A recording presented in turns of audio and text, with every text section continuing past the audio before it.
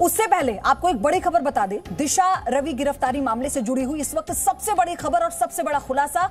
26 जनवरी की हिंसा के लिए आरोपियों की बड़ी बैठक हुई थी, ये सूत्रों के हवाले से खबर आई है और ये मीटिंग ऑनलाइन की गई थी। इस ऑनलाइन मीटिंग में दिशा रवि और निकिता शामिल थे, ये सूत्र बता रहे हैं। पोएटिक फॉर जस्टिस का एमओ धालीवाल भी बैठक में मौजूद था।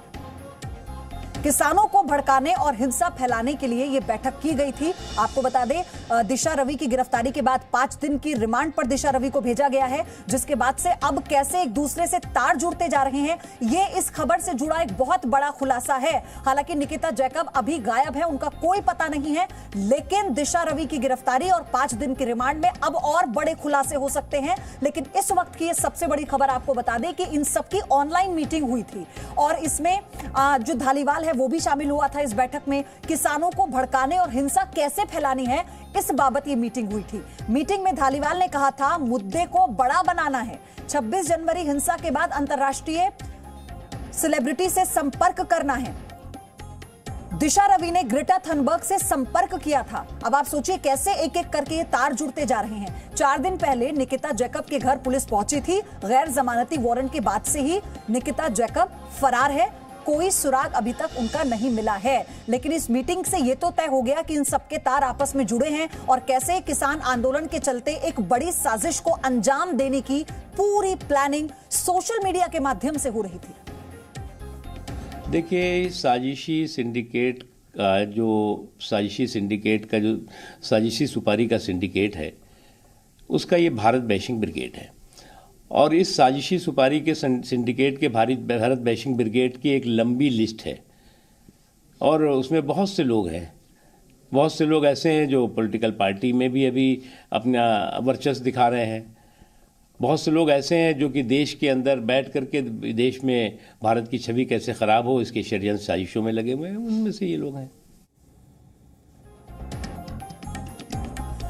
आप देख रहे हैं राजू राज, मेरे सहयोगी जुड़ चुके हैं हमारे साथ। राजू राज, इन तीनों का आपस में कनेक्शन और ऑनलाइन मीटिंग में यह तय करना कि सेलिब्रिटी से संपर्क करना है और कैसे इस आंदोलन को आगे बढ़ाना है, यानी हिंसा फैलानी है, यह बहुत बड़ा खुलासा।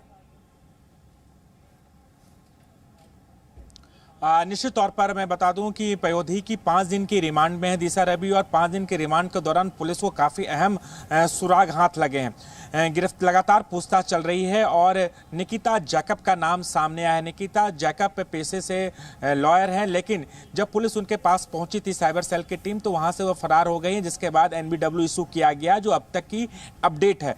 मैं बता दूं कि जो मीटिंग हुई थी मो धालीवाल, निकिता और जो तमाम जैकब हैं, इसके साथ मीटिंग हुई थी, जूम के जरिए मीटिंग हुई थी और मीटिंग में तय किया गया था कैसे इस आंदोलन को आगे बढ़ाना है।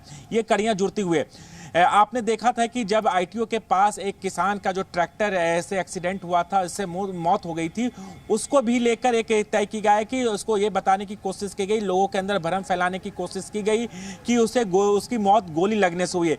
तमाम कड़ियां एक दूसरे से जुड़ती जा रही है। अब निकिता जैकब की तलाश में पुलिस ने NBW इशू किया है, उसकी गिरफ्तारी के लिए छापेमारी भी की जाएगी, लेकिन लगातार जो कड़ियां हैं वो जुड़ती जा रही है। 5 दिन की रिमांड पर है गिरफ्तारी के बाद, लेकिन जो राजनीति शुरू हुई उसको लेकर भी एक बड़ा सवाल होता है कि किस तरीके से कांग्रेस पार्टी दिशा रवि के सपोर्ट में आई है। उसके लिए तमाम जो कांग्रेसी विपक्ष नेता वो सपोर्ट कर रहे हैं, लेकिन ये जांच का विषय है और जांच जैसे जैसे आगे बढ़ेगी उससे साफ जाहिर होता है कि कैसे किसान आंदोलन की आड़ में देश की छवि को खराब करने की कोशिश की गई है।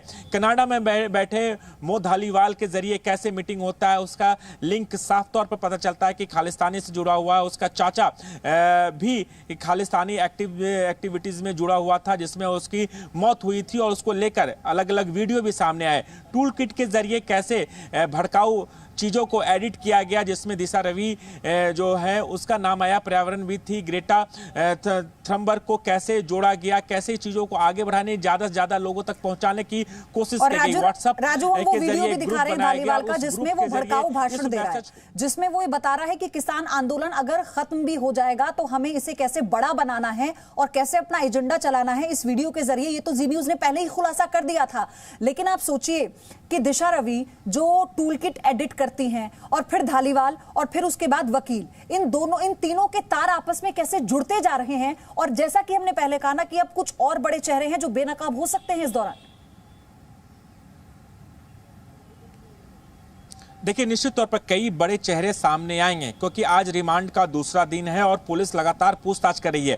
चूंकि ये साइबर सेल, इस पूरे मामले की जांच दिल्ली पुलिस की साइबर सेल कर रही है, और साइबर सेल उस जांच के जरिए जिन चीजों को डिलीट किया गया, जिस डेटा को डिलीट किया गया, साइबर सेल में ऐसे ऐसे इक्विपमेंट हैं जिसके जरिए जो डिलीट डेटा को भी साइबर सेल की टीम उसको रिकवर करेगी, और उसके जलते से जो तमाम नाम सामने आएंगे उनसे भी पूछताछ करेगी। जो व्हाट्सएप ग्रुप बनाया गया था, और व्हाट्सएप ग्रुप के जरिए पुलिस दिशा रवि से पूछताछ करे कि जो व्हाट्सएप ग्रुप बनाया था, उस ग्रुप में कौन कौन से लोग को जोड़ा गया था, किन किन लोगों के साथ कम्युनिकेशन हुआ था, ये भी पूछताछ की जा रही है। लेकिन अब जो लिंक सामने आया है उसमें मुंबई की जो वकील है निकिता जैकब, उसका नाम सामने आया है। उससे को पूछताछ के लिए जब पुलिस गई तो वहां से फरार नजर आई, लिहाजा एनबीडब्ल्यूसी किया गया।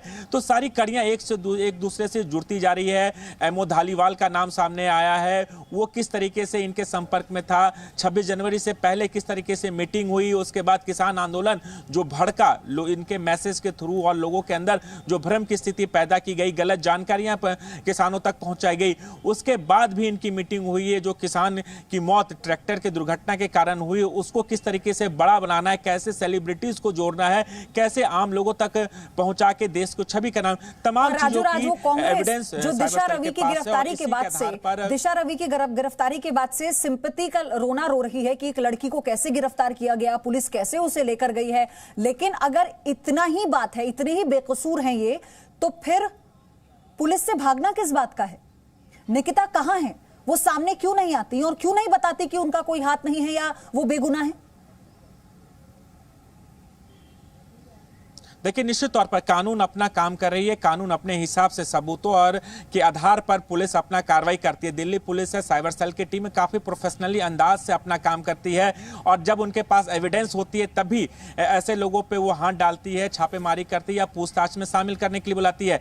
अगर आपके खिलाफ कोई सबूत है और आप ऐसे गतिविधियों में शामिल नहीं है तो आपको पुलिस की जांच में सहयोग करना चाहिए था, लेकिन आप फरार हैं, गायब हैं, आपके खिलाफ एनबीडब्ल्यू इशू किया गया, और खुद आप पेशे से वकील हैं। आपको पता है कि कैसे देश की छवि खराब करने के लिए जिन लोगों ने साजिश रची, चूंकि देखिए ये साइबर के जरिए यानी इंटरनेट के जरिए तमाम चीजों को फैलाने की कोशिश की गई, टूल किट का इस्तेमाल किया गया, उसके जरिए चीजों को जो आइटम्स थे, जो मटेरियल का इस्तेमाल किया गया, जिन चीजों को लिखा गया उसे एडिट किया गया और एडिट करके दोबारा से उसे डालना किया, उसके बाद उसे डिलीट करना। तो तमाम ऐसे एविडेंस हैं जो साफ तौर पर जाहिर करते हैं कि कैसे साजिश रची गई देश के खिलाफ। इसीलिए दिल्ली पुलिस ने जो केस दर्ज किया है 124B, 153, 153B, 120B साजिश रची तमाम धाराओं के तहत केस दर्ज किया था, और उसके बाद अपनी जांच शुरू की। और जांच के बाद जो पहली गिरफ्तारी हुई, दिशा रवि की गिरफ्तारी हुई, और उसके पूछताछ के बाद तमाम और नाम भी सामने आए, चूंकि किसके जरिए सर्कुलेट हुआ, कहां से इसके जनरेट किया गया,